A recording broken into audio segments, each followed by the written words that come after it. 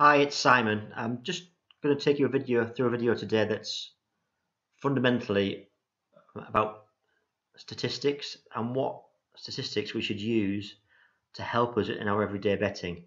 And I've also got just a brief summary on horse racing systems and why, in my opinion, systems themselves or a system-led approach can be more advantageous than, for example, a form reading approach.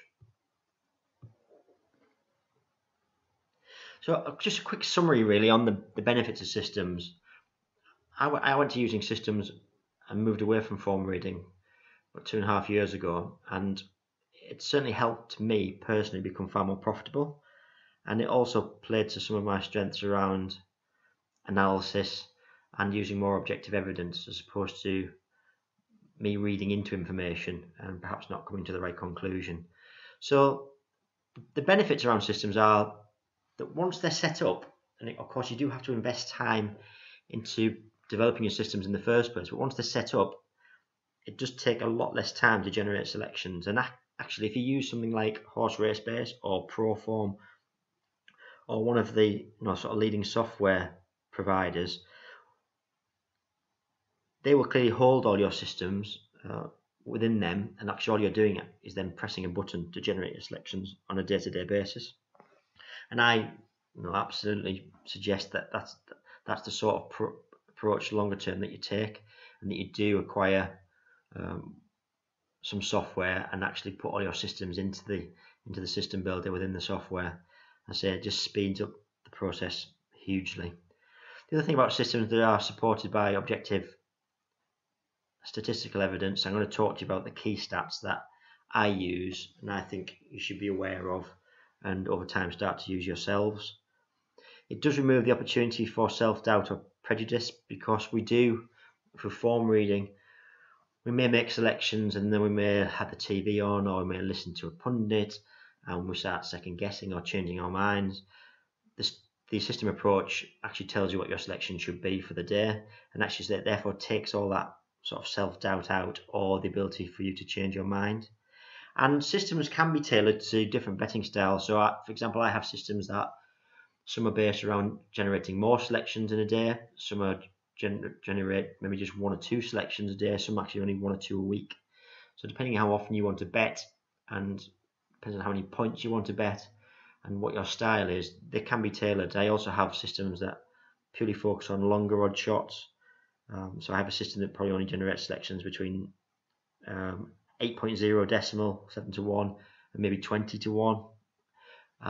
And so that's, you're looking at for complete different sorts of selections. So we can tailor the systems themselves to suit our own betting style. So why is stats important? I really like this quote. It's not my quote, and I couldn't even tell you whose it is. But it says, statistics are like a ventriloquist dummy. Dig into them far enough and you can get them to say anything. And I guess that's true with all sort of stats. You can spin them, you can make them tell you what you want them to tell you. The important thing is we are using the most relevant stats available to us. And I just want to cover off maybe 3 or 4 key stats that I use and why I believe they're important, and I think why you should start making them important within your own betting. So first of all, just a summary of why are stats so beneficial. Well, first of all, they allow us to make sense of and interpret a great deal of information and produce reliable answers, or hopefully reliable answers. It helps to make data transparent. It looks critically at numerical information, so we're not to be misled. And it can extract meaning from what could be seemingly incomprehensible data or just a mass of data. And we all know there's so much data available to us now, depending on where you go for the information, that actually using some statistics to start breaking that down for us is very helpful. And it does use objective evidence instead of intuition, which I've already alluded to. So what statistics are helpful and why? Well, one of the most commonly used statistics in horse racing is percentages. So for example, the Horse Athletic has won 50% of its runs on soft ground. Now that sounds great, and that sounds really positive. So if you get a race where he's in it and they're running on soft ground, that sounds like that could be a really good angle. However, what percentages don't do, they have no real value information. So they don't take into account things like price, the odds, and the market. So we need to make or give percentages more context to understand whether they're actually meaningful or not, or helpful in making our selections. So on their own, they're not particularly helpful. But when you use them with other statistics, then they can become far more meaningful. So the first stat I want to talk to you about is something called impact values. Impact values were first introduced probably into horse racing in the late 70s, early 80s. And a gentleman called William Quirin wrote a book, and he sort of introduced impact values as part of that book. The book is called Winning at the Races, Computer Discoveries in Thoroughbred Handicapping. Not really a snappy title. And he's an American author, so this is fundamentally looking at American style handicapping. This is a really good point though, because a lot of people may not think about picking that book up and reading it because it's based around American racing.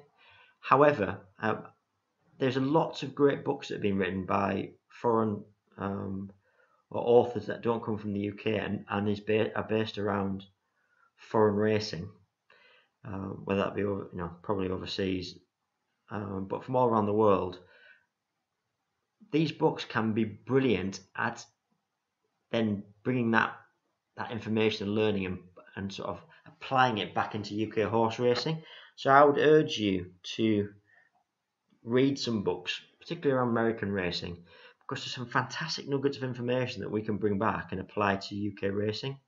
There are big differences, of course, because most American racetracks are very similar, unlike the complete diversity we get in the UK.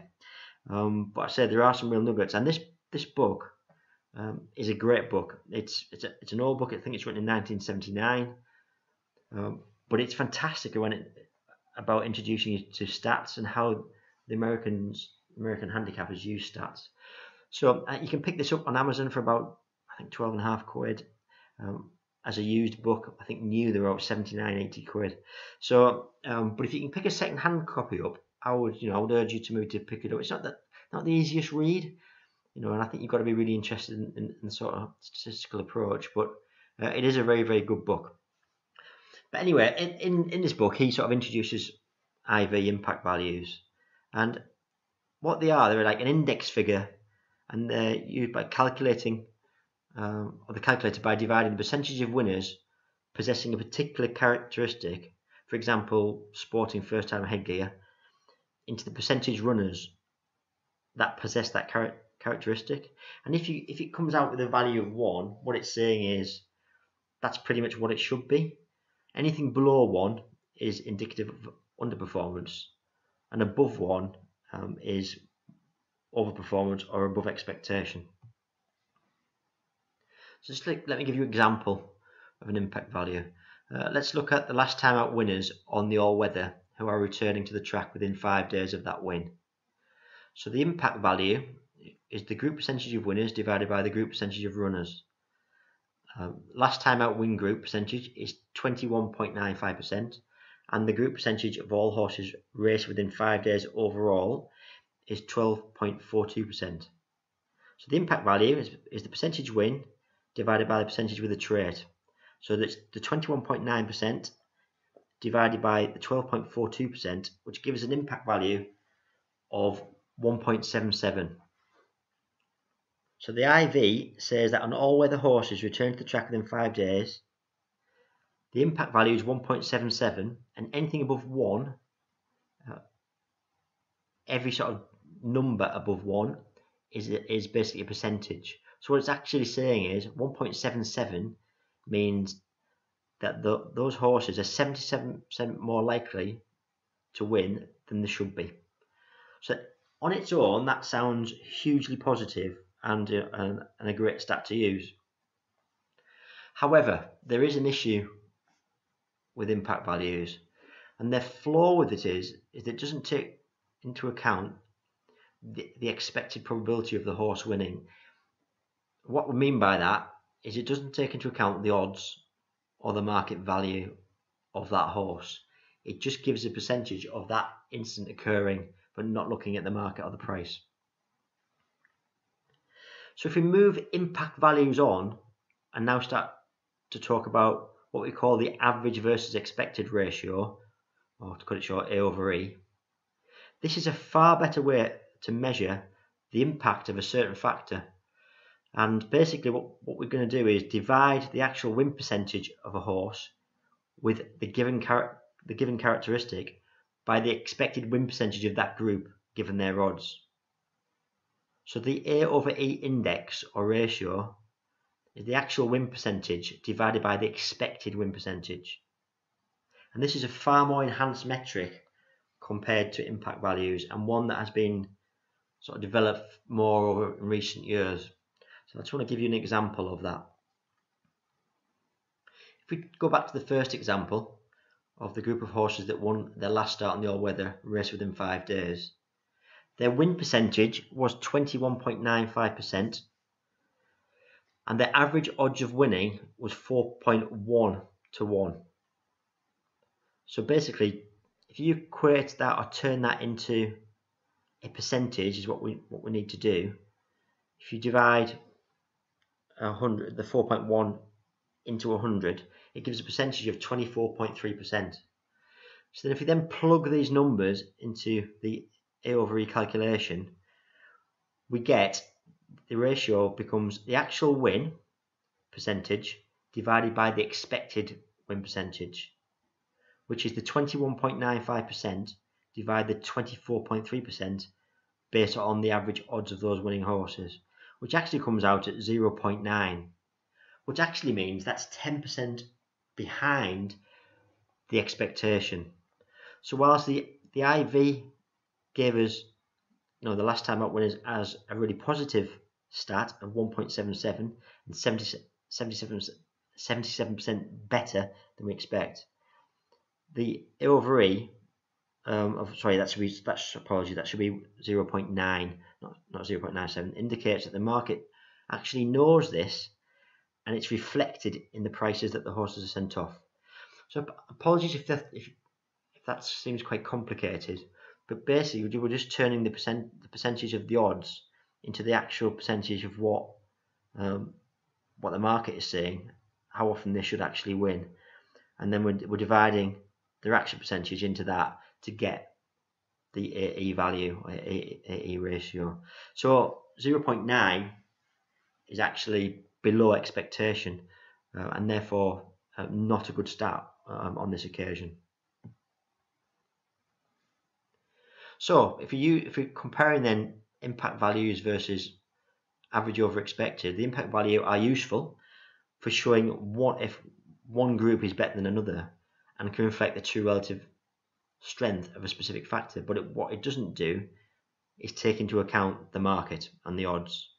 So average versus expected values are far more effective for determining value, and we all hear about value being talked about in horse racing and betting. Finding value is the key to being profitable.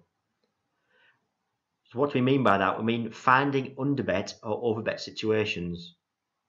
They are excellent objective statistical evidence for proving angles, systems, and dispelling myths. So really, it doesn't really matter what the impact value is telling us. We've got to then have a look at the A over E ratio, because the average versus expected figure really tells us how good or bad that statistic is, because it's based on the market and based on the odds that the horses go off at. And this comes back to the fundamental thing about what is value. So in betting, if we can find or identify situations where something is performing better than expected, then you have found something that's value, i.e. a situation that is not being overbet by the general public or a factor that is being overlooked by the crowd. This is especially the case if the general public aren't using IVs, or more specifically the average versus the expected ratio, which I can guarantee 95 to 99% of the general betting public are not.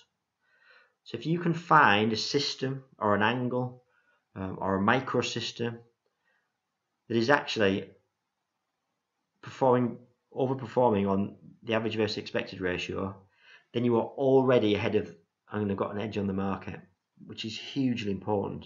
So if anyone asks me what value is, when people talk about value, that's exactly what we'll be talking about.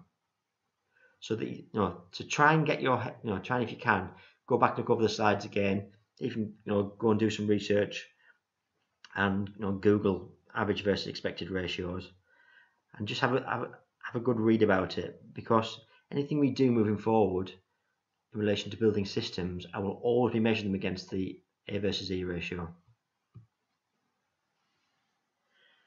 The final stat I want to talk to you about is something called the Archie score. Some of you may know about this and some may not. Basically, once you've got a system and you understand what the average versus expected ratio is, that's great. That's one part of it. The Archie score actually then tells you, helps understand whether that it's been based on luck or skill. So it's a very useful and valid way of scoring selections or systems to ascertain the probability of them being based on skill or being based on chance. In other words, do you really have an edge or not? Now, there's lots of different, and I'm not going to go into the absolute ins and outs of the Archie score. I'm going to give you a very brief example. And there's lots of writing on and articles on the Archie score, but the best one I found to explain it in its more simplistic way, or its more simplistic sense, is that you can find at the link at the bottom of this slide. So I would urge you to go and read that article. It does really sort of make sense of it, because when I show you the calculation in a minute, you're just going to think, God, that's just complete gobbledygook, and how on earth have they come up with that? And to be honest, Steve Tilley, who invented the Archie score, I don't know the ins and outs of where it came from, and clearly this guy's a mathematician, so I'm not certainly going to try and second guess or certainly criticize the score, but it is a very widely used score now and absolutely well known in the market and in betting circles. And the Archie score has been specifically sort of invented for horse racing as well. So I urge you to go and have a look at that link below and have a read of it. But ultimately, the Archie score tells us whether any system or service, so this can be used to measure tipping service as well, whether once you've got to the point of you think you've got a strong system and the stats, the IV stats, or more importantly the average versus expected stats are saying this is a good system, you should then really plug the Archie score in as well, because that will actually give you a better indication of whether the system is performing because of skill or whether there's an element of luck to it. So what it tells us is how good are the actual selections, and I've already said to what extent they're based on skill or largely on chance. And the Archie score will help answer those important questions, and they are important because the more likely the selections are based on chance, then the less likely you're going to have confidence in them, whether that be a system or a tipster, for example. And of course, the more likely your selections are to be based on skill, and the more likely you can confidently invest in those systems and have a definitive edge. The Archie score can also be used on your own selections, but also on selections from other sources, as I've already mentioned, tipsters or different services. So here is the Archie calculation. If you just ignore the numbers in there for a second. So it's basically the number of runners times the square of the number of winners minus the expected winners. So basically, to do the calculation, the top part of the calculation, you get the total number of winners and you deduct the expected winners that you should have had, and then you square that and times it by the number of runners. That figure is then divided into the expected winners times the total runners minus the expected winners. I know this sounds completely complicated, but actually it's really not. actually when you get the numbers, and I'll explain what I've done here. So the numbers in the brackets, what I've done is I've taken pattern racing profits from when it was launched on the 20th of April, and I've taken every selection right up until the end of September. And basically, I'll just explain these numbers. So the total selections I've had during that time have been 461. And the total winners I've had during that time have been 111. Now, to get the expected winners, what you do is you take your average odds for all the selections. I think mine was 7.9. And you just divide that number into 1. And that number for me came out, I think it was 0.13. And then you times that number by your total number of runners. And that gives you the number of expected winners you should have had. So basically, for all the selections I've had, my 461 selections, based on my average odds, I should have had 59 winners, where I've actually had 111 winners, so way outperforming the expectation. And then the numbers are repeated in a slightly different way beneath. So my expected winners, once again, were 59. My total number of runners were 461. And the expected winners were 59. So basically, you then divide the top calculation into the bottom calculation, and it gives you a number. For me, my total score is 52, and I'll help just put that into context for you now. The best way to summarise the Archie scores as follows. Any score of 8.5 or higher means that the system or services, the results, are based on skill and not luck. In fact, anything over 8.5, it's what it's saying is it's 0% luck and 100% skill. Between 6% and 8%, or the score of 6 to 8, there is a 1% chance of the results being based on luck, which is still very, very positive. Then the rest of the scores are below, and I've gone top down really. So the lower the score, the more chance that the system or service or selections are based on luck. So if we just go to the final numbers first, because I stopped between 6 and 8%. If you then go to 5.5 score, you then go to 2% luck. You go to 5, 3% luck, 4.5%, 3%, and then you see it ratchets up. As soon as you get to sort of 4 and above, you can see then quickly how the chance of luck ratchets up significantly. So if you get, and then to the lowest one, which is down to 0.3, if you score 0.3 or below, you're up to 50% luck. Now, my advice to you all is that you should be seriously considering not using any system or service that scores 4 or below, which means 4 is 5% luck. That's when systems or services or selections start becoming more unreliable. Now, I think if you're 5% luck or more, you should be thinking about not using the system, because I think that's when it's up. For me, my personal experience is that's when the results start becoming a lot more inconsistent. So I've tried to summarize that in the most simplistic way I possibly can. My advice to you is to just do a bit of reading. Go and use the link from the previous slide regarding the Archie score in the system, and things like average versus expected. If you just Google it, there's lots of different articles available on that, and there's actually quite a few books that just focus on the stats of horse racing. Because what I will be doing as we start to talk about and go through about building systems, and as we start using the software and I start talking through the software, not so much impact values, but I am going to be using average versus expected a lot to measure whether I believe the systems are worthwhile and they're either better or worse than expectation.